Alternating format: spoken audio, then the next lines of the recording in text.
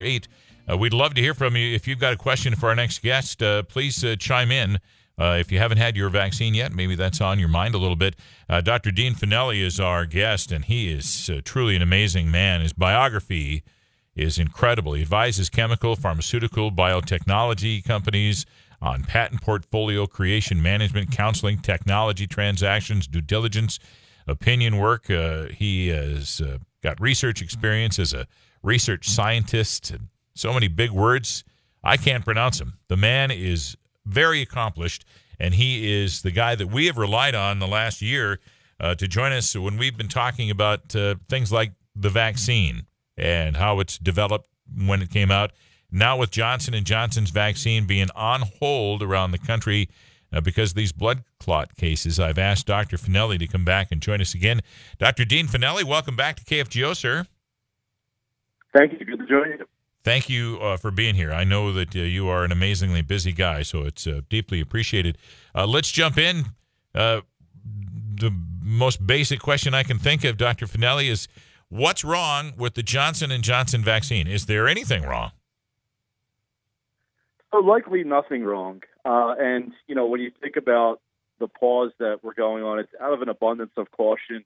I think if we just had this 6 cases out of almost 7 million in isolation, we probably wouldn't be talking about a pause. But when you combine that with the fact that there were issues of blood clots, albeit with the AstraZeneca vaccine, as well as, if you recall, back in October with the week's trial, it was paused for a week and a half or so due to one patient developing these clots. Given those 3 issues, I think it was the right decision to pause this just to reassure the public that anything that comes up that's negative, the FDA and the CDC will look at just to make sure these vaccines that were being administered are safe. But overall, I think generally the Johnson & Johnson vaccine is very safe when you think of just 6 cases out of almost 7 million doses that were administered. And of those 6 cases, no one's lost their life, right? I believe actually one person has died. Okay. With that, moving forward, it's going to have a bad reputation moving forward. Dr. Fannelli, Dr. Dean Fannelli is joining us. We're talking about the vaccine, the Johnson & Johnson vaccine in particular. So was this a case of just in certain people's genetic makeup, the vaccine didn't work well with their individual body? And what's the out for Johnson & Johnson on this? Yeah, so the answer at this point is we just don't know. It looks like 6 of these people developed what's called the cerebral venous thromboses, which are blood clots in the brain. And, when you think of blood clots, we tend to think of them as giving a blood thinner, but the other issue that complicates this is these individuals also have lower platelet levels. So these are platelets are what causes our blood to clot. So another reason that we have this pause is just so to answer the exact question to see, is there something in common genetically with these individuals that we could warn people ahead of time? It's unlikely they'll find something like that this quickly, but also just to advise doctors and healthcare providers that are administering the Johnson & Johnson vaccine, if they have people that have gotten the vaccine within the last couple of weeks that do have potentially blood clots, how to treat them. And do you have any advice to somebody who is listening today, Dr. Fannelli, who may have had the Johnson & Johnson vaccine and is worried something's going to happen to them? The advice I would say is don't worry. It's just it sounds like very nerve-wracking news, blood clots, one person lost their life, but, statistically, it's a very safe vaccine, and it could just be, there may not be a causal relationship. That's the important thing to remember. The FDA and CDC will look at, when you administer vaccines to tens of millions, hundreds of millions of people, people do develop blood clots. So it could just be that, this was, there may not be a way to determine why this happened, and it may not be that there's a causal relationship. So the advice I would say is don't worry. It's very, very rare, extremely rare, and, you don't have anything to worry about. But if you start for the majority of people, but if you start to get kind of headaches or, nausea or pain in your legs, that's signs of blood clots in very, very rare cases. If that occurs, talk to a healthcare provider. Dr. Dean Fanelli is joining us. So you know how Americans are, Dr. Fanelli. Once this gets out there, the reputation of the Johnson & Johnson shot, majority of Americans are probably going to turn away from that. They're going to turn to Pfizer or Moderna, something else. Is Johnson & Johnson going to take a big hit for this? It could. I think exactly like you said, people are going to hear this. And although, no matter how many times you say this is extremely rare, don't worry, it's easier said than done, So I think you're right. I think the good news is the majority of dosages that have been administered, out of about 195 million, I think 189 million have been of the Pfizer and of the Moderna. There are no associated blood clots with those vaccines.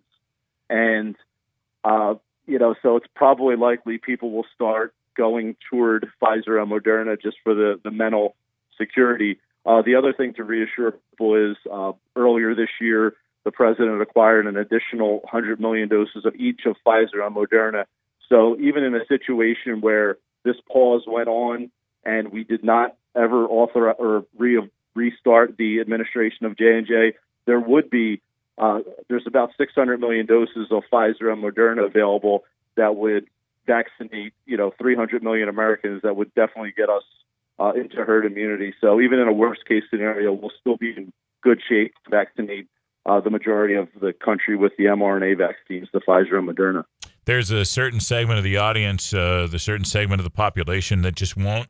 They're not going to get vaccinated. There's some that don't believe in vaccines. There's some that are suspicious. Whatever the rule, whatever they're going by, there's going to be this faction, and then this Johnson & Johnson thing is going to probably add a little bit of fuel to their fire. What do you say to those who don't want to get vaccinated because of whatever reason they have? What do you say to those who won't take the shot? Yeah, the things I've been saying even before this news from Johnson & Johnson is, the risks outweigh any risks associated with the vaccine.